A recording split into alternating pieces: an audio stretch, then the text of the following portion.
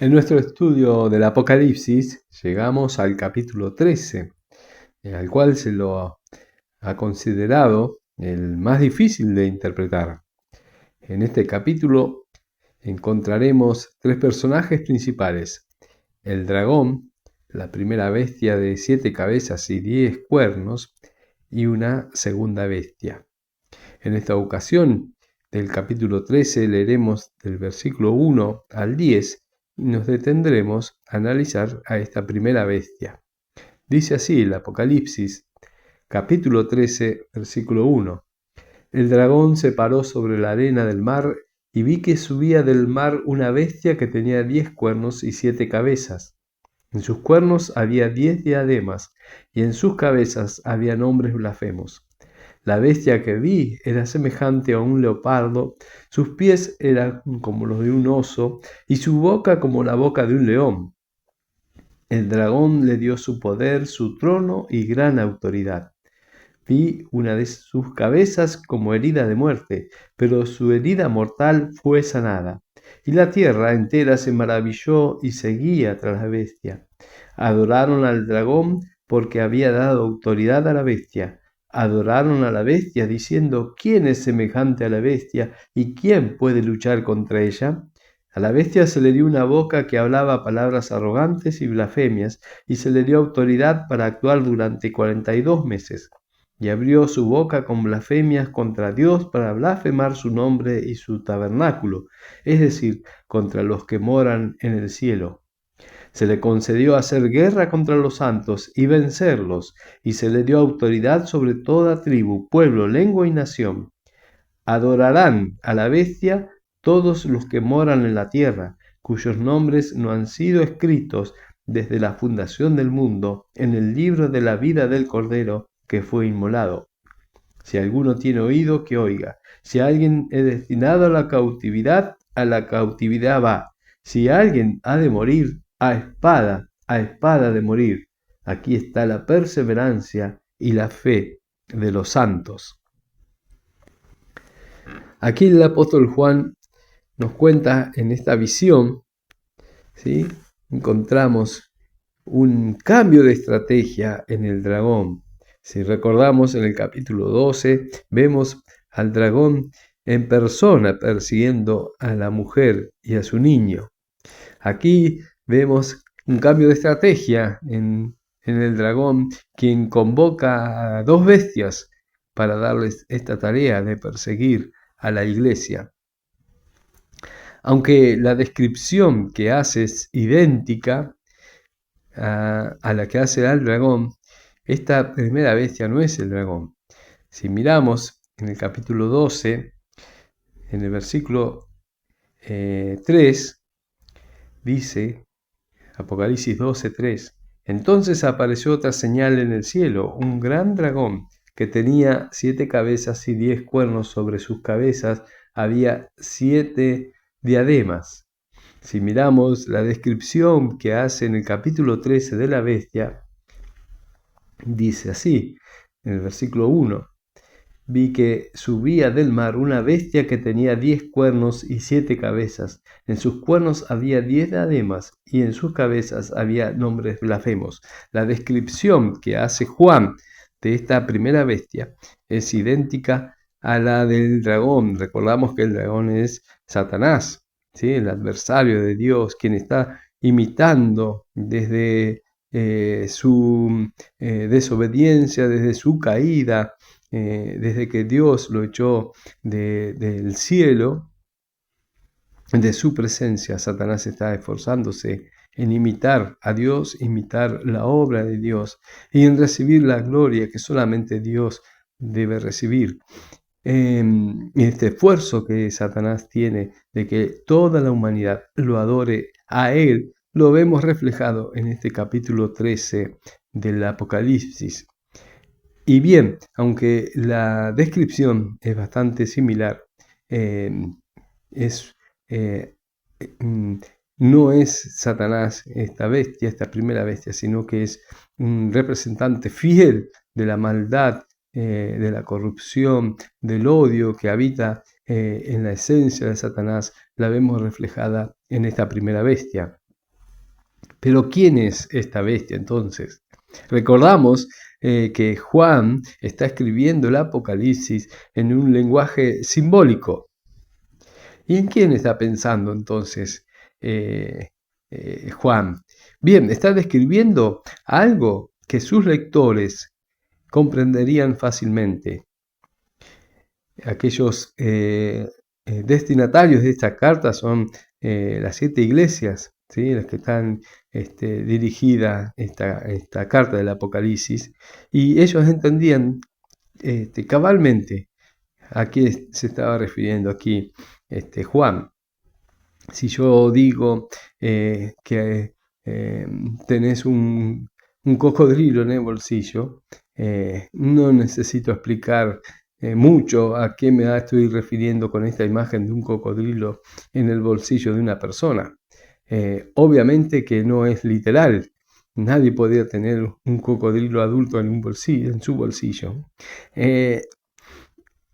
Entendemos a qué nos estamos refiriendo. Bien, de esta manera sencilla puedo explicar cómo el Apocalipsis, el lenguaje que usó Juan, era comprensible para sus lectores primarios. Y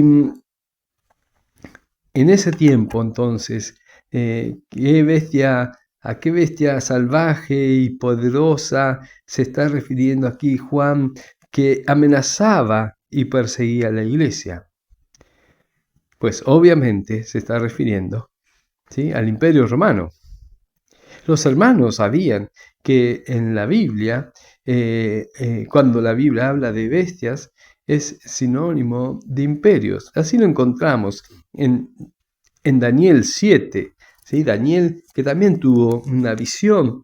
En esta visión, él dice que miraba en una visión nocturna que los 4 vientos del cielo agitaran el gran mar, y 4 bestias enormes, diferentes unas de otras, subían del mar.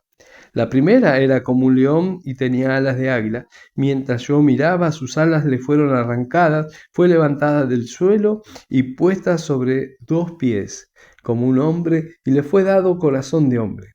Y otra segunda bestia, semejante a un oso, estaba levantada de un costado, y en su boca, entre sus dientes, tenía 3 costillas. Y le dijeron así: levántate y devora mucha carne. Después de esto seguí mirando, y otro más, semejante a un leopardo, que tenía sobre sus lomos 4 alas de ave. La bestia tenía 4 cabezas y le fue dado dominio.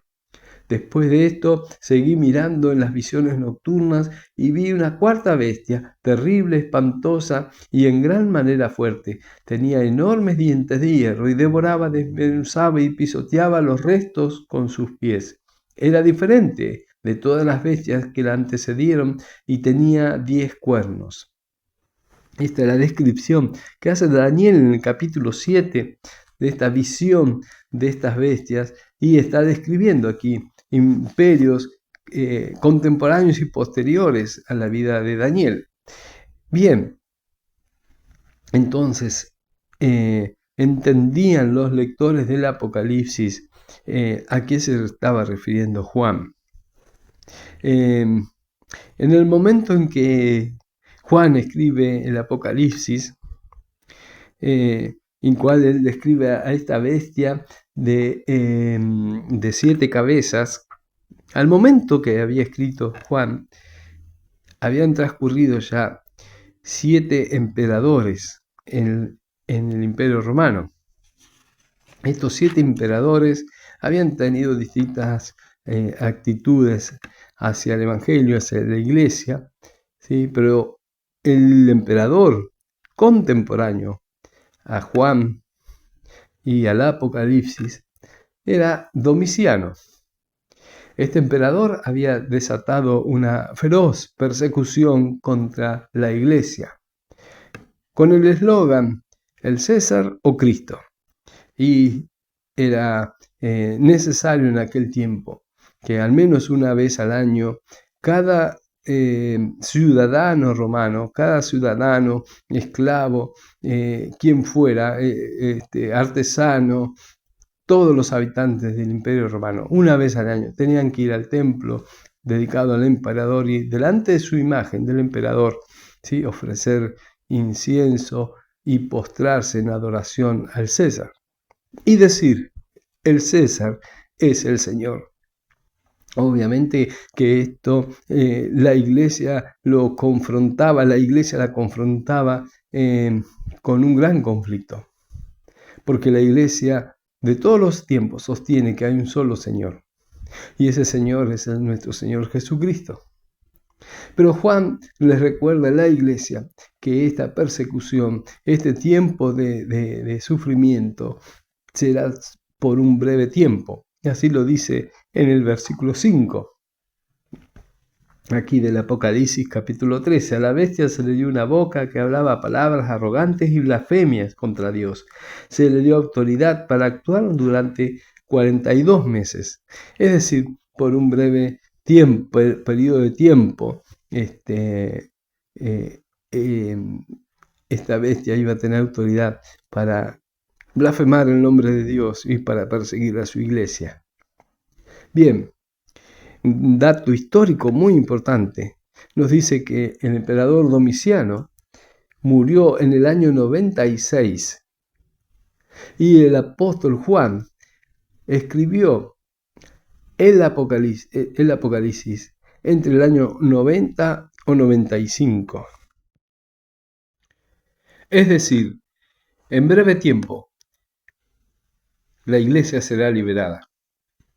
El tiempo que Juan está escribiendo el Apocalipsis, en la cual la iglesia y él mismo estaban sufriendo de la cruel persecución de Domiciano. Recordemos que Juan estaba preso en una isla, en la isla de Pasmos, en la cual tenía que hacer trabajos forzados en una mina. Y breve tiempo después, porque la historia nos dice que en el año 96 Domiciano murió. Y Dios trajo libertad a su pueblo con la muerte del malvado Domiciano. Nos cuenta la historia que siguió a Domiciano el emperador Nerva. Y cuando este emperador vio la excesiva maldad de Domiciano contra la iglesia de Cristo y contra el propio apóstol Juan, liberó a Juan de su prisión en la isla de Pasmos, y Juan pudo regresar a Éfeso, y la iglesia experimentó un tiempo de libertad, un tiempo de no verse oprimida por el Estado, por el imperio.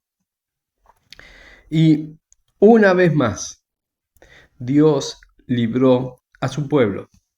Así como leemos en el Antiguo Testamento que Dios liberó la esclavitud de su pueblo de mano de los egipcios, y lo hizo con grandes milagros y señales.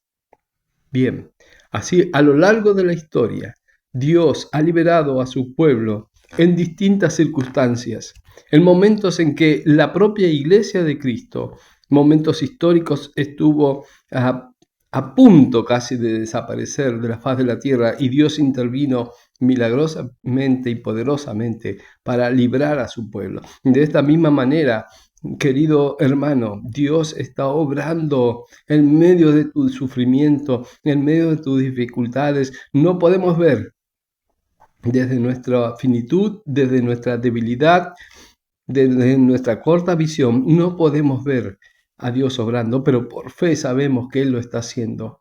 Clamamos al Señor por su liberación, clamamos a Dios por su ayuda. Él está escuchando nuestras oraciones. Él viene, pronto viene, para traer alivio a tu vida y a mi vida. Estamos siendo probados en nuestra fe, como estaban siendo probados aquellos hermanos en las 7 iglesias del Asia Menor. Confiemos en el Señor. Él viene pronto en nuestra ayuda. Él no permitirá que seamos destruidos, que nuestra fe sea confundida, que seamos apartados de Él. Dice claramente la palabra de Dios que nadie nos podrá apartar del amor de Dios. Nada puede apartarnos de su gracia y de su cuidado. Fortalezcamos nuestros corazones en medio de los problemas, en medio de las dificultades. La iglesia de aquel tiempo, una iglesia